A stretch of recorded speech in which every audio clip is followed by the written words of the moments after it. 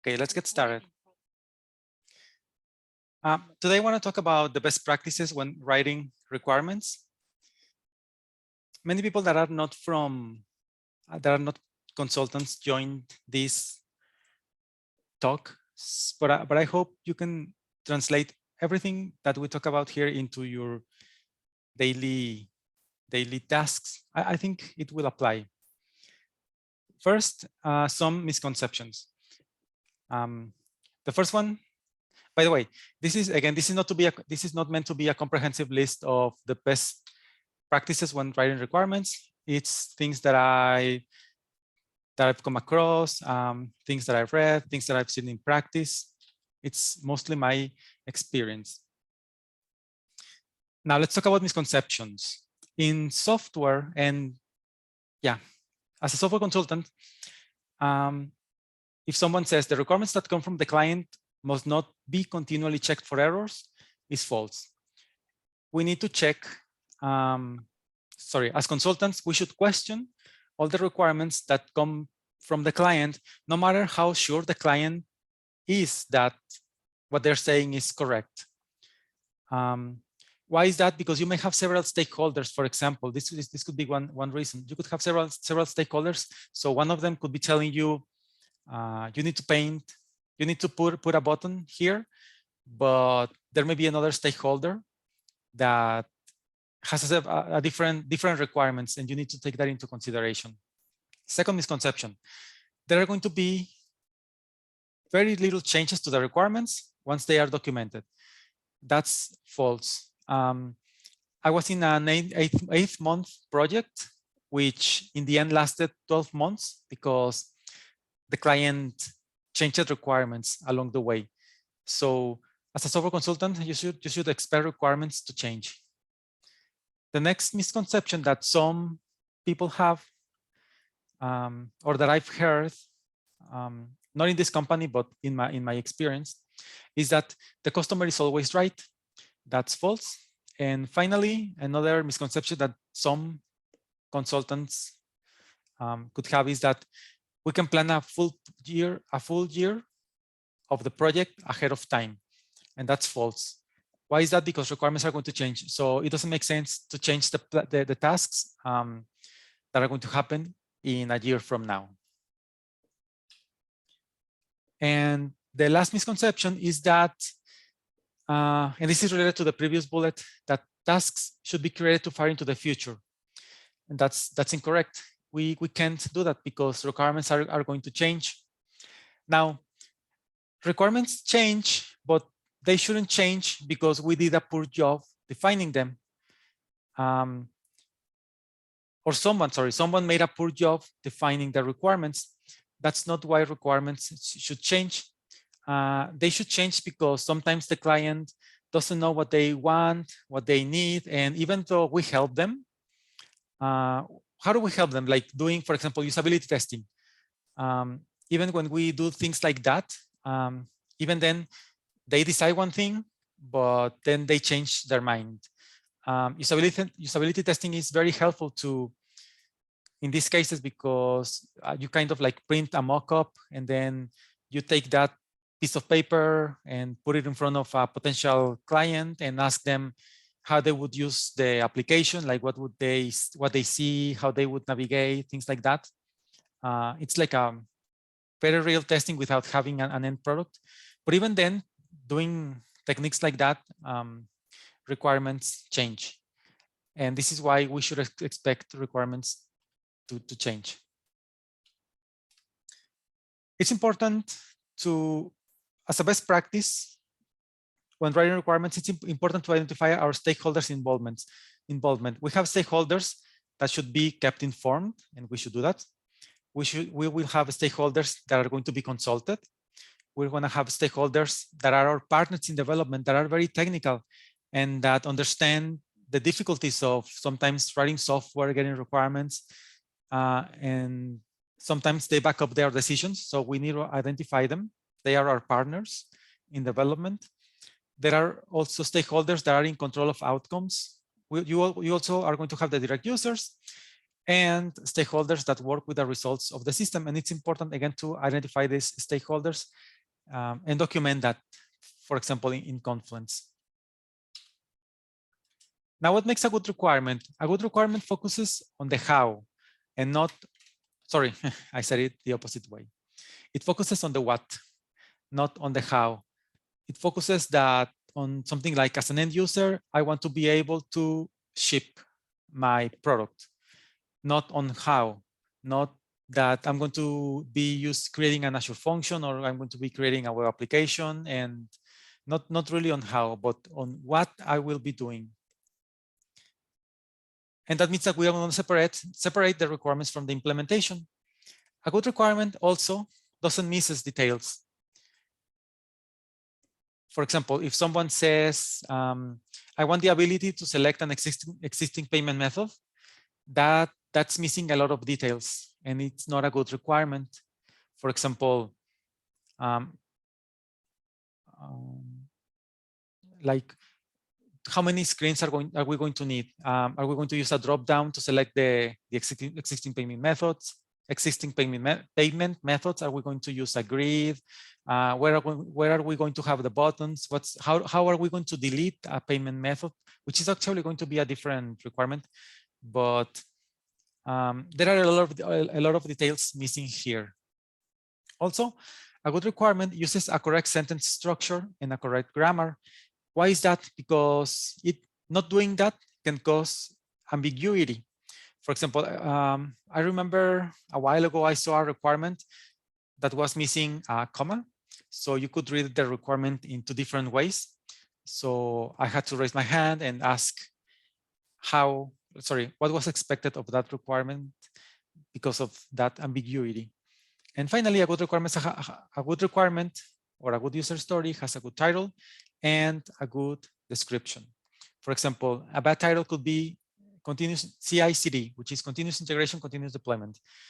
We need to make it more specific. For example, following the user story structure, it will be something like, as an infrastructure person, I want to be able to automatically deploy the web application to production so that I can have consistency in the deployments. Things like that are a good requirement. Also with a good description. Also, what makes a good requirement? Having diagrams and tables. In one project, I was getting requirements in Excel, some of the requirements in Excel, because it involved creating workflows. Like, if the client does this, then you need to do this. Otherwise, you will do this. And for that, you need to add like lines and squares and other figures, like conditional. I don't know what the name of the geometric figure is, but there's a geometric figure for like conditional statements. It's like a square but rotated 90 degrees. That's like an if statement. So it's good to use diagrams and tables. And also, things like user messages should be approved by the client. In one project, we put all the visible messages, all the messages that were visible to the users in an Excel, and send those to the client for approval.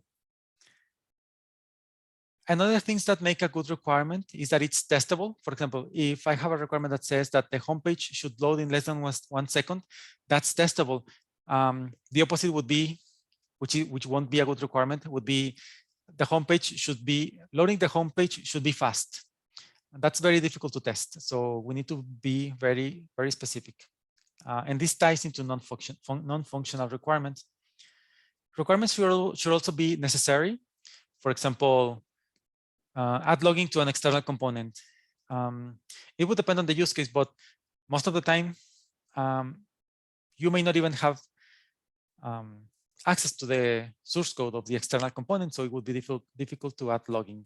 And finally, state for this slide, a good requirement should be stated positively. For example, instead of saying, you shall not do this, or as an end user, I must not be able to, that shouldn't be that way. It should be stated positively. For example, as an end user, I should be able to do this, or I must be able to do that. And here the example is that I put is of a bad requirement is if deactivated, if a user gets deactivated, the system should not allow access to some screens. But it doesn't tell me what's going to happen after. It would be better if this requirement is stated in a positive way.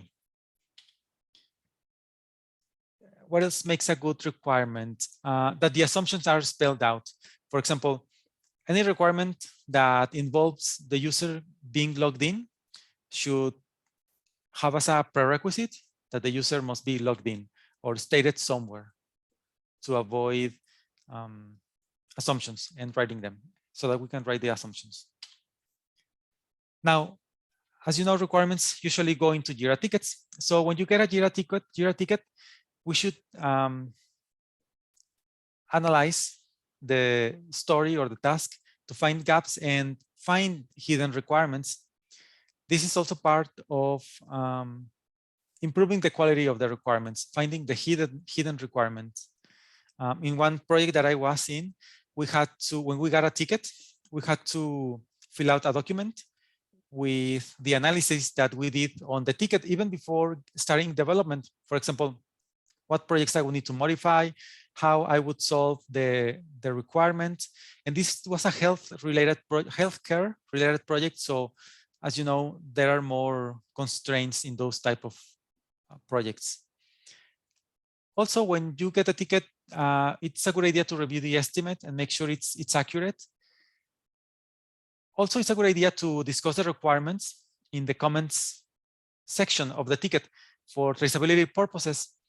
That means so that we don't lose track of other hidden requirements that we found, and those are documented. And if someone creates diagrams as part of the process, it's a good idea in paper. It's a good idea to digitize those diagrams and add them to the Jira ticket for traceability. Also, a good requirement is a requirement that is traceable. So it's a good practice to assign the tasks to an epic, which is something that's very common. And when you get to the go live stage of a project, it's a good idea to add the ticket or the requirement to the deployed version of the project. When you when you go live and start applying hot fixes to production or changes to production, you go from version 1.0 to 1.0.1 or 1.1.0, depending on whether you're making major or minor changes. But that version, it's a good idea to assign that version to the Jira ticket for traceability purposes. And it's a good idea, and this is kind of obvious, but the requirements should be worked on in a logical order. For example, first you need to work on tickets that are related to creating entities and then to searching entities. We're almost done. This is going to be a very short talk, by the way. Verbal requirements are very dangerous. For example, the client during a call telling you that you need to change the position of a button. Why is that? Why are verbal requirements dangerous? Because they can get lost along the way. Like why we had to do something in a certain way. Why we had to move the button that the client requested.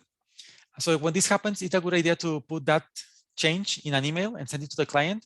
And also, if you're working on that as part of the Jira ticket, indicate in the comment section why you are moving the button to a specific place. In other words, indicate indicate the why of the decision. In any project, as you'll know, eventually nobody remembers where a requirement came from, because there's a lot of information flowing in a project. So it's a good idea to document the where the requirements came from. And also make sure that for whatever you're doing, there's a ticket related to it. And it's a ticket that has a meaningful requirement so that you can come back later in the future in case there's a problem with that. Now, when we get the requirements, what do we do? And now we are deviating a little from the original purpose of the presentation, which is writing good requirements, but we're still talking about requirements. When we get requirements, what do we do? We should try to just spend enough time on the estimates. For example, saying, I'm going to spend 1 month estimating this project or this user story. That's not going to generate very accurate requirements. So try to spend just enough time on the estimates. Now, when you have all the features, it's important to prioritize them based on value and risk reduction. As developers, most of us like working first on things that we can get out of the way quickly, right? Things that we can get out of our plate very quickly. But usually, it's better to work on the tasks that are risky first, so that we can remove risk from the project. And that's kind of, the last bullet is kind of what I already talked about. And the third to last, we already talked about that as well. And finally, this is the last slide. I've talked about traceability a lot. And I thought it would be a good idea to formally define it. It's the ability to describe and follow the life of a requirement in both a forwards and backwards direction. Forwards, how the requirement evolved, and backwards, where the requirement came from. And for that, it's a good idea to link the requirements to a pull request. In Jira, you have like integrations, so you can integrate Jira with DevOps or Bitbucket. So it's a good idea to link the requirement to a pull request. And if that's not possible, at least always include the requirement number, which is actually a Jira ticket, in the commit message that you are working on. That's all I have. It was a very, very quick talk. Thanks everyone for joining.